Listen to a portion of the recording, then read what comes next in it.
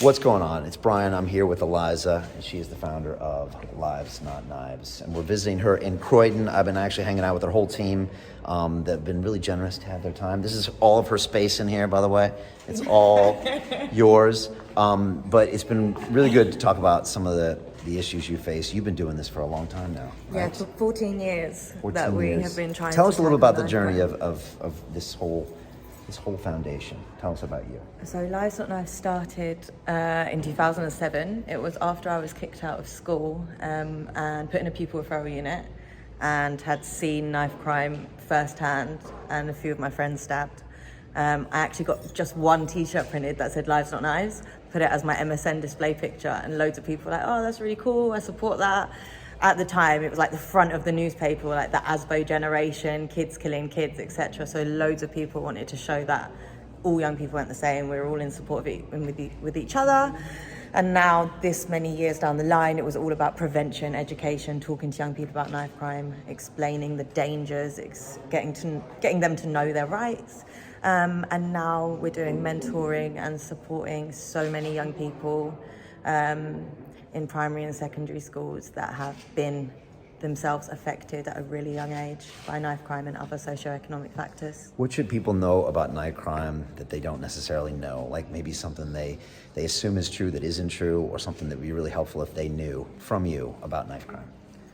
Oh gosh, you put me on the spot, Brian. Sorry.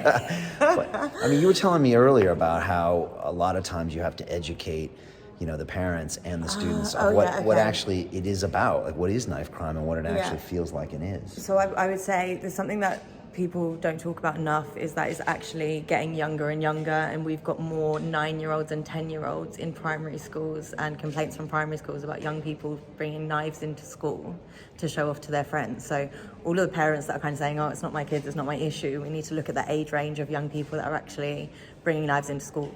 Not to use them, as they say, but if they're doing that, then there's obviously a reason they're doing it.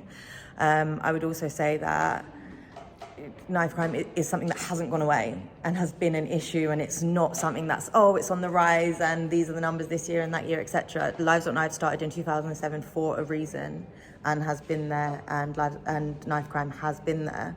And what we need to do is look at actually tackling the whole issue and not just putting a plaster over it, but actually saying and looking at the real statistics and the numbers and saying, even during a national pandemic, how are young people still being killed? Right.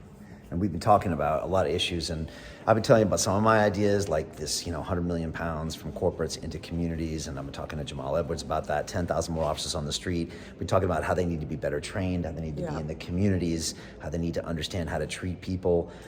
There's a lot of issues here. It's quite complex, right? Yeah, 100%. And it's more than just kind of talking to the police, it's more than just putting them on the streets. It is what you're saying, training them, getting them to actually talk to young people, understanding the different things that affect young people, understanding how to deal with a young person with special educational needs, understanding that it might be extremely embarrassing to stop and search this young person, and the ways that you would do it, and explain it to a young person that's never been stopped and searched before. And it's just exactly what you said, the right training that needs to be put in place, as well as putting love back into youth work, putting respect back into youth work, and belief in that youth workers can actually make change and are supporting these young people's lives. Because I feel like for a good few years now, we're closing all of the youth centres down and then taking all of the budget cuts from youth work, youth centres, stopping the youth work qualification. It's kind of made it look like we don't need them, and we do. We desperately need more people supporting young people. Yeah, I did a whole 90-minute episode recently about how all these community centers were shut down, all these youth workers were laid off, and you're here on the ground and you know how that really affects lives, and it's dangerous, and it's probably really frustrating for you. Yeah. Biggest challenge you face right now, what is it? What's your biggest frustration? My biggest frustration is kind of people are like, here's this much money for a 3-week program, and 3 weeks just isn't enough to actually support a young person and make a massive difference in their life. We need to be looking at a program that is sustainable and can work 3, 5, kind of 10 years down the line, and something that is training the teachers to talk to young people about knife crime, training communities to talk to young people about knife crime, and actually a whole school approach and a whole community approach, rather than kind of just saying, oh, you're a knife crime charity, you guys deal with it. Yeah.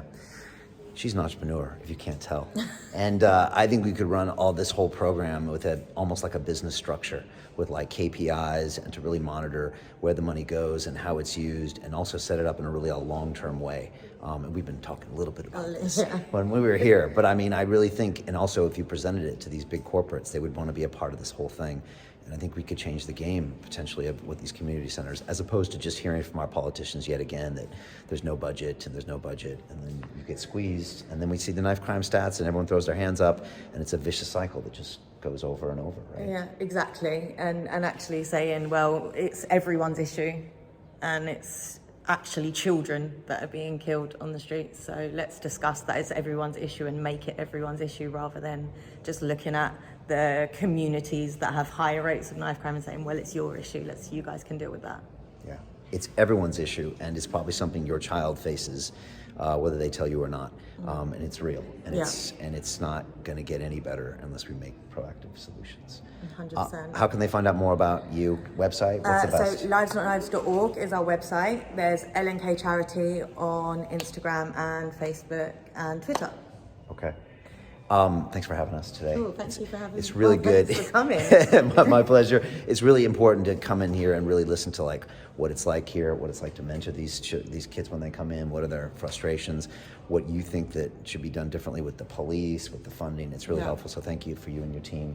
And I'll be talking a lot more about these ideas. So Cool. there you go. There she is, Thanks. Liza. Thank you very much. Yeah.